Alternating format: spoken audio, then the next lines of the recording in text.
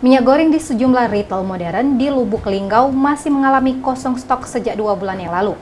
Kosongnya minyak goreng tersebut banyak warga yang mengeluh, khususnya para pedagang. Minyak goreng yang menjadi kebutuhan sehari-hari sekarang sulit didapatkan. Pasalnya, minyak goreng di pasaran sedang mengalami kekosongan stok minyak goreng. Kebijakan pemerintah yang memberikan kebijakan satu harga pada awal Februari membuat pasaran minyak goreng kurang terkendali. Karena kebijakan yang dibuat dengan harga Rp14.000 per liter tersebut banyak mengalami polemik di masyarakat. Harga sudah ditetapkan, akan tetapi stok minyak goreng masih mengalami kekosongan.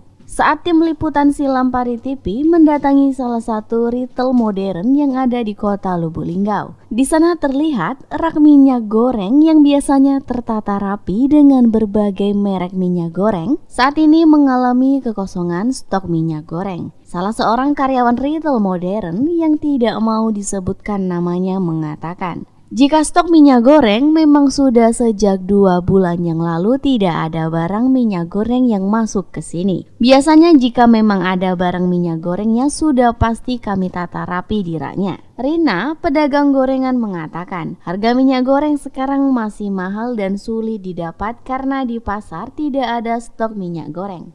Ia ingin harga minyak goreng kembali normal seperti semula.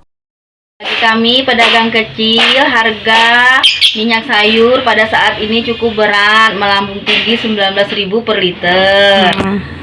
Sekarang sudah turun menjadi 14.000. Biasanya harga minyak sayur itu mencapai cuma 11.000 sampai 12.000. Jadi kalau bisa minyak sayur diturunkan lagi. Kami masih berat untuk membelinya. Mentoknya di modal. Masyarakat juga banyak mengeluh, minyak sayur mahal, penjual gorengan, pendapatan susah. Harapan ke depannya Semoga minyak sayur dapat diturunkan seperti semula. Jadi kami bisa berjalan seperti semula menjual minyak sayur dan gorengan. Yolanda Monika Putri, Silampari TV.